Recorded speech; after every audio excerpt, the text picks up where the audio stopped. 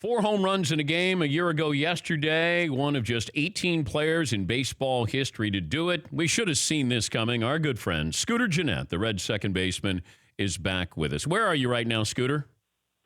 We're at the Great American Ballpark right now. You got the Rockies. Cincinnati. Yeah, you got the Rockies coming up in a couple hours? Yeah. Got the Rockies, and then we got the Cardinals coming in. So, big weekend ahead. What's the pregame spread there in the locker room? It's different. It's different every day. It's pretty show though, Dan. Probably better than what you got in your pregame talk show meal. I would say we got our own chef. He's big league. Wow. Yeah, he hooks it up. He he can do a custom type meal for you if you're not feeling what's out there. But yesterday was bacon cheeseburger for me. So I'm not complaining at all. Well, 1 for 3 yesterday. I'm looking at your numbers here. This is all-star quality stuff. You're hitting 344, 12 homers, 44 RBIs. We're penciling in. We're going to see you in D.C. at the All-Star game, I'm assuming, Scooter. That'd be great. That'd be great. It's one of those things where I think the starting lineup's up to the fans. And then the rest of the guys, the players and coaches are involved in picking the rest of the guys. So do you want to go? Because if you just say the word, and I'll make it happen. I mean, I think everybody wants to go, including myself. I would love to go. It'd be great. I mean, I got Ken Griffey Jr. in an All-Star game one year. I mean, that's how powerful I am.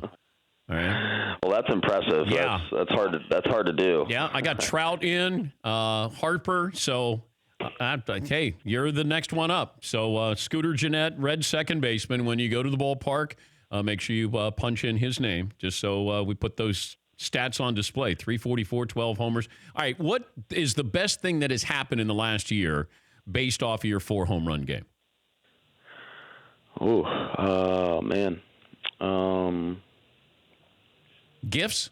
Well, they actually got me an actual scooter. The Yamaha goes like 55. I was going down a hill last season, giving a little test off the road, and I turned before the bottom of the hill. It was in like grass, and it tossed me off. Landed on my side. Didn't feel very good. So I decided to donate it back, and the Reds have the community foundation, and they raised some money. They raffled it off, and I gave it away a couple weeks ago to a lucky guy that won it. So I'm going to probably retire from the 2-wheel life and stick to 4 wheels. What did you tell the training staff when you came in off that injury? Well, I wasn't injured. I was very sore. It basically was probably equivalent to me running at like a Billy Hamilton type speed and slamming into the wall on my left side. So that's nothing fast. Broke. That's fast. Yeah, I definitely won't. It's not possible for me to run that fast, but I would say that's what it was equivalent to. It didn't feel good. I got up. I moved it was my left side. I moved, some. Like my left leg and my left shoulder, and everything was intact. But the next day, I was pretty sore. But I didn't say anything. I didn't think that'd be, a good look. And I ended up doing pretty good that next game. So not to say that I'm just gonna fall off a scooter before every game, but no, I wasn't injured or anything. And I told him, a couple weeks later what happened. And then there's Scooter Gennett bobblehead with you on a scooter that's coming up this weekend. Yeah, that's big time. That's big time. I think a lot of kids will probably end up breaking the scooter off of the thing and playing with it like a toy. My head will probably end up off. It's pretty unique though. It's a different type bobblehead. So no, good for you. Cool. We were curious. Best pitcher you faced this year is who? Oh man. Have you faced Scherzer?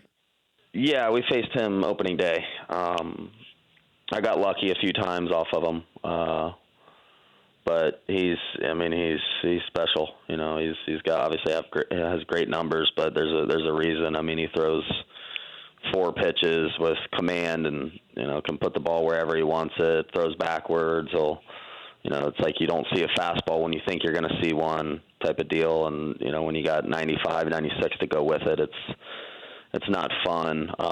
Yeah, but you're hitting over 300, so you own Scherzer. So let's move on to a really good pitcher. Man, there's so many good ones nowadays. It's crazy. I'm trying to think of one that stands out. Have you faced the Cardinals guy that throws 105?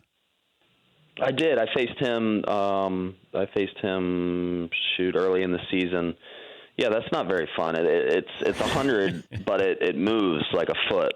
So it's like, come on, man. Like, it should be illegal to throw a pitch like that. I feel like if you throw that hard, it should have to be straight.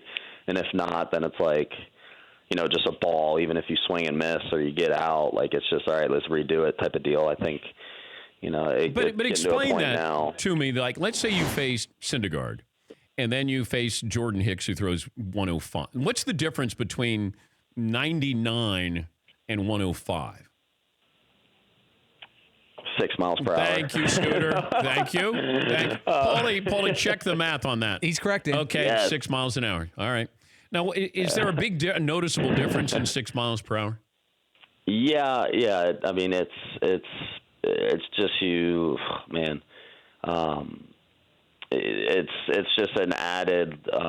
It's more like late. Out of the hand, it all looks similar. It's just, you're starting your hands, and then you're like, man, that thing's by me. And I feel like the first time you see it, it's like, man, like, this is tough to hit. And then the more you see it, and that's what makes him tougher, because you're only seeing him once a game, maybe once a series. You're only getting one at bat against Hicks, but you're able to see Syndergaard that next at bat. You might get 3 at bats against them, to where you just see more and you're able to adjust, because I would say the average fastball, I mean, nowadays, it's probably like 93 to 95, to where you see a 99, it's just a little extra, and you're like, okay, like, you just got to start a little earlier, and then you're able to adjust. But when you're only seeing that closer once or twice a series, it's that's what makes them that much better, because you don't really have enough time to adjust to it. But it's really fast. It's really, really fast. But if everybody was throwing 105, it would be normal. So it's just what you're accustomed to seeing. And I think back in the day, guys, it was like a 4-man rotation. They weren't throwing as hard, to where, then they see a 97. It's like, wow, like, it's so much faster. But, if they're seeing that on a regular basis, it would be somewhat normal. He's Scooter Gennett, the Reds' second baseman. Fill in your All-Star ballot and consider him. Batting .344, 12 homers, 44 RBIs. Got the Rockies coming up in a couple of hours. What's it like with a knuckleballer? We don't have as many knuckleballers now. Have you faced one? Yes. Yeah, I have. It can really mess you up. I mean, there's some that, like, I faced Dickey a few times, and it's like, you just have to, whether you do good, bad, you just have to forget about it, because it's something to where if you get frustrated, you're like, man, and you're trying to, like, like, really adjust to it and hit it, like, you're getting frustrated, like, no, I'm going to stay on it, and then all of a sudden you're, the next game you're facing a normal pitcher, and it's like it takes a couple games to be like, oh, let's get back to this. So, well, you can get embarrassed with a knuckleballer. Like, if you whiff at 105, then we go, man, okay. But if that knuckleballer, and everybody looks at it and goes, why couldn't you hit the knuckleball? Yeah, it's crazy, man. The biggest thing is you don't know what it's going to do. You don't know if it's going to stay.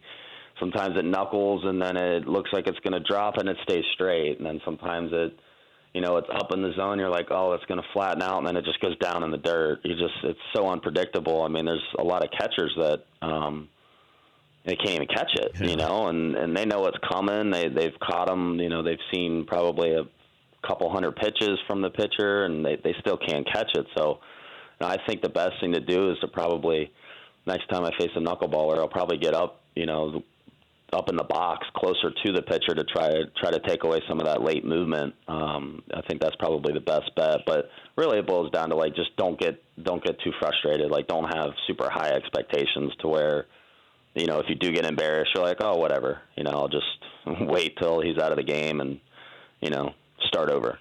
Well, the last celebrity you saw at one of your baseball games.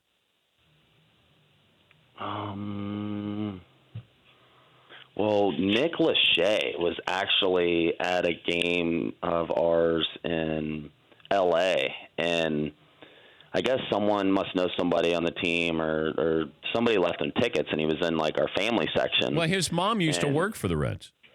Well, then that's probably it. He's a big Reds fan, and he was there. My wife was at the game, and like she doesn't really care too much about baseball, which is good. Coming home, she's like, "Oh, good game." I was like, "Oh, for it." I'm like, "Dude, it's good. That's what you want." But she was at the game, and literally, I had to hear about it for like hours after the game. Like, oh my god, like I've never seen her like so excited about like going to a game or. Just after the game was just Nick Lachey this, Nick Lachey that, and I'm like, oh my gosh, Was your wife more excited about Nick Lachey or your 4 home run game? Nick Lachey, like God's honest truth for sure. Like after that game, the 4-homer game, I came out and like it took a while because they were authenticating all my stuff, and it took a while for me to get out. And she was waiting for me after the game, and I come out and she's like, "Hey, like great game," and I'm just like, do you even realize what just happened type of deal? But yeah, 100% more excited about the Nick Lachey thing. She got a picture with him, so I mean that like made her season right there. So I mean, yeah. Well, she's got her priorities. Yeah, for sure. She's in a good spot. I hope that sure. I hope she doesn't run into Justin Timberlake, or you're in trouble. Yeah, I mean, I guess that's some. I'm just going to put her up in the nosebleeds, to where the famous people will be. Have fun today, and hopefully we'll see you in D.C. at the All-Star Game. Scooter, good to talk to you again. Absolutely, Dan. Always a pleasure, and I hope to see you there, man. All right, Scooter Gennett, Red second baseman, hitting .344.